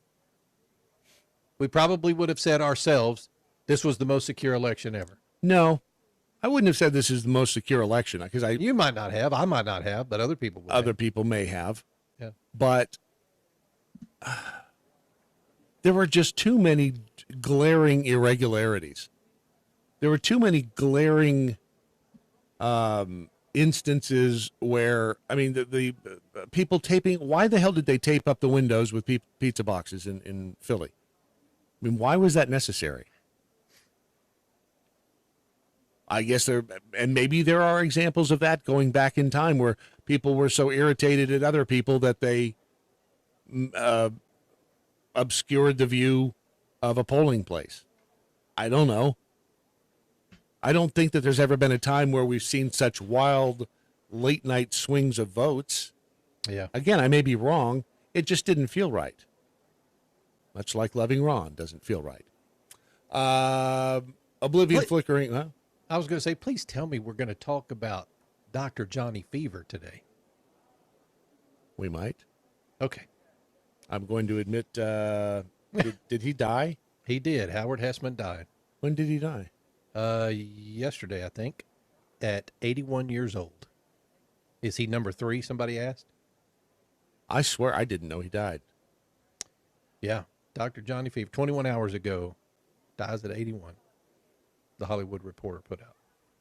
Well, now I'm sad. Yeah. Yeah. Why would you? Why would I close the show out with Dr. Johnny Fever? Come on. Why would you do that to me? I know you've got something that you're going to play, right? You're feverishly typing right now. Well, now that you've done it to me, I have to be feverishly doing something. I see what you did there, Fevers. Thank you. But I didn't know. Now we're going to get kicked off? Probably, but who gives a shit? We're not going to get kicked off this late. Baby, if you've ever wondered whatever became of me. I'm living on the air in Cincinnati, WKRP. Got kind of tired of packing and unpacking, town to town, up and down the dial. Maybe you and me were never meant to be. Just maybe think of me once in a while. 81 years old. I'm being told you had the entire text thread of him dying. Heading up that highway, leaving you behind. Hardest thing I ever had to do. Broke my heart in two, but baby, pay no mind. The price for finding me was losing you. I'll be damned. You know why? Because there are probably a lot of them, right? Yes, because there's like 8,000 unread messages.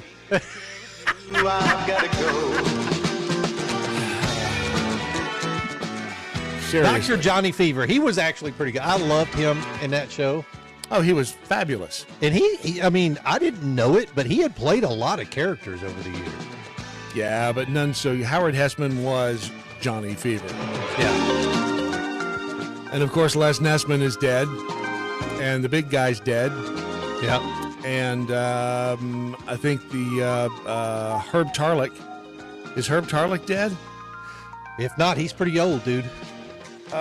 What about Lonnie? Was it Lonnie? She's not Anderson? dead. Is that who it was? Lonnie Anderson? Yes. Lonnie Anderson was. I don't think Herb Tarlick is dead. Is he? He was played by Frank Bonner, and Frank Bonner's dead. Son of a. Frank Bonner died he died about 6 months ago. Yeah. Well, great. They're all dead. Man, this dude was in Soap, The Rockford Files, Quincy. They're all Golly. dead. They're all dead. Beretta, Switch, Son of a gun. Mannix, Rhoda. And he was in a bunch of movies too. So.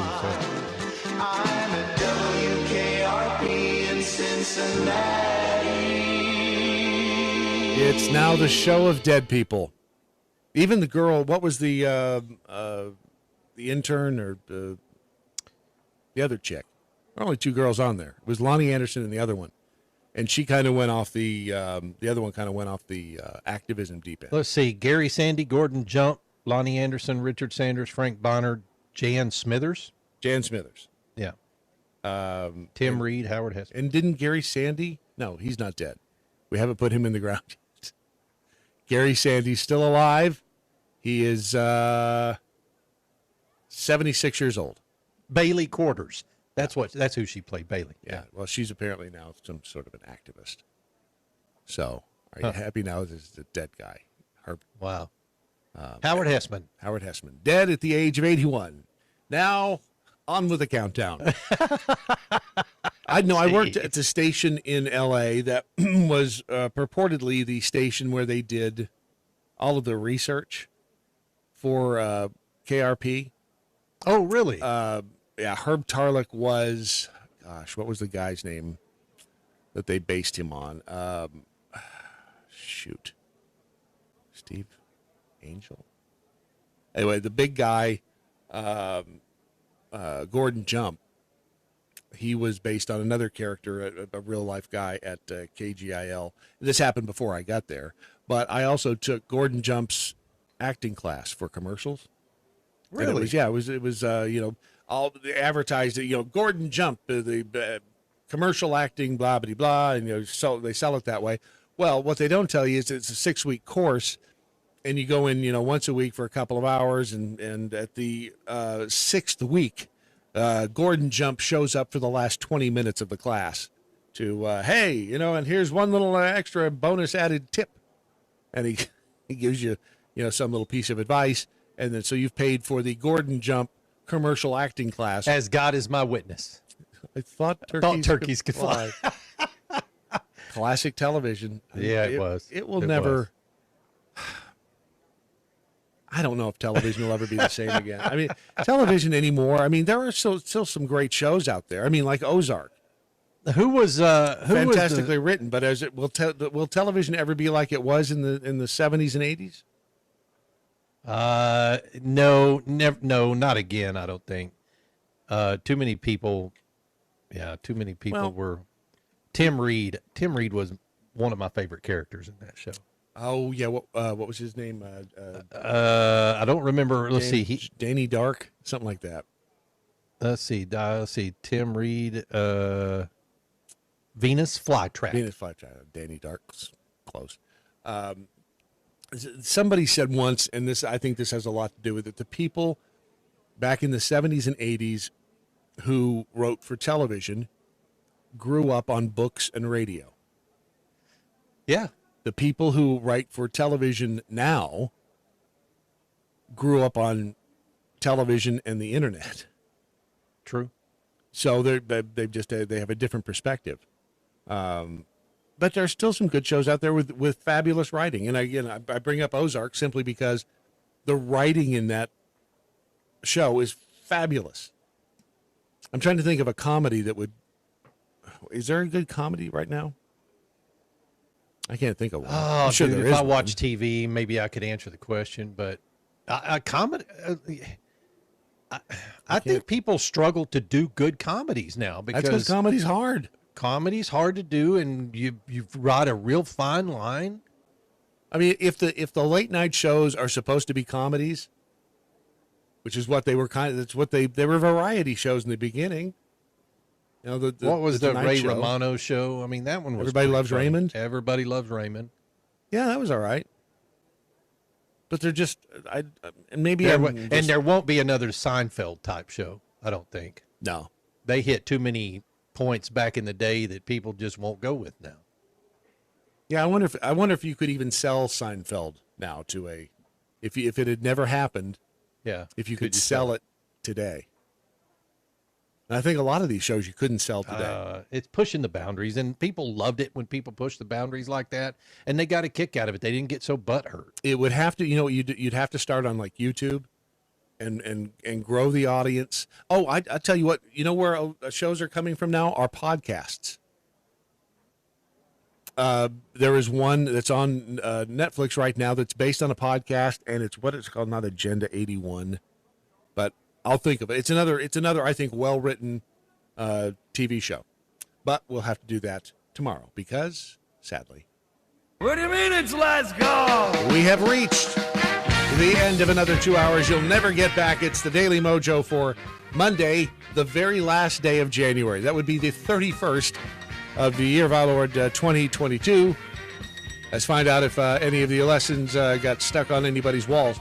Oblivion Flickering says, I think that The Office was inspired by WKRP. Actually, excuse me, The Office was, it was British. It was Ricky Gervais, who, and he may have been inspired by KRP. I don't know. Yeah. Original Georgia Peach, Parlor's still up. Election was rigged. And she usually includes Trump is my president. Let's see here. The Knights who say knee. It's true. Real Ron Phillips does look like a pregnant dude emoji. I see what you did there, and that's a fantastic image. Golly gee. I got to get rid of that picture of me. It is so horrible and old. Off Track Syndicate retweeted Melissa Mississippi last night on Off Track Syndicate. Off Track, I said, I think Doc Thompson took some of his radio persons from KRP and Johnny. Possibly. B from the SAB. The Office was the last great comedy. Wow. A lot of Office. Maybe it's the same person. I don't know. Aaron Barker. If you won't censor this guy, the guy I don't like, I won't let you listen to Keep on Rockin' in the Free World. See, they don't even, I think people like Neil Young don't even see the irony of his, and he just looks creepy. Can we all agree on that? Ugh. John Greystoke. So last week, Izzo sang the KRP theme song and Johnny Fever died. Could we please have him sing Hail to the Chief?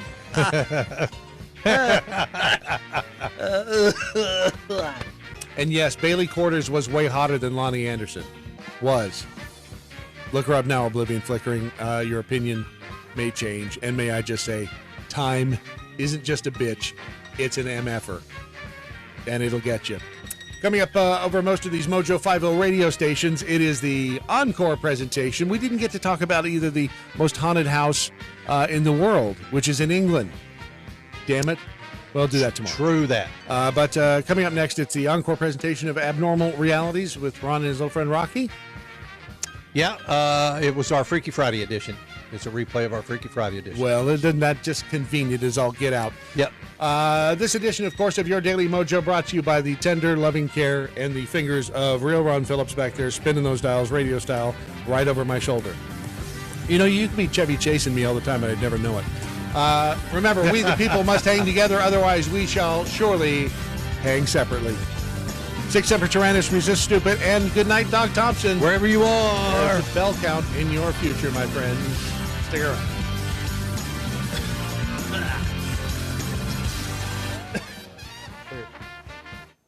Turn that shit off. Got it.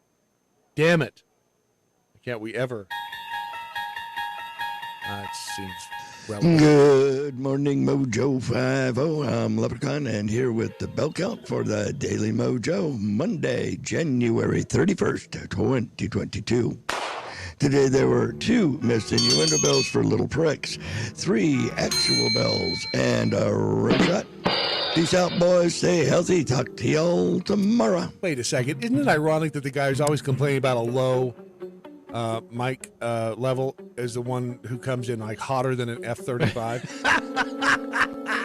I mean, seriously. It's just hotter than an F-35. See what Boom. I did there? I did that. I did that well. Ungulate. Undulate. Ungulate. Alternating. Wouldn't you like one of them? Up and down. Would you in and out? In and out. Do it. I don't know. Ungulate. It's actually a noun. It's a hoofed animal. Ungulate. Why don't we just call it a hoofed animal? Ungulate. That sounds kind of weird. All right, well. With that said, I think all that's left to say, my friends, is... Let's have a kiki. I want to have a kiki. Lock the doors. Right. Let's have a kiki. That and... That is a wrap. Hasta la banana tomorrow. Hasta la mañana. Right, that too. And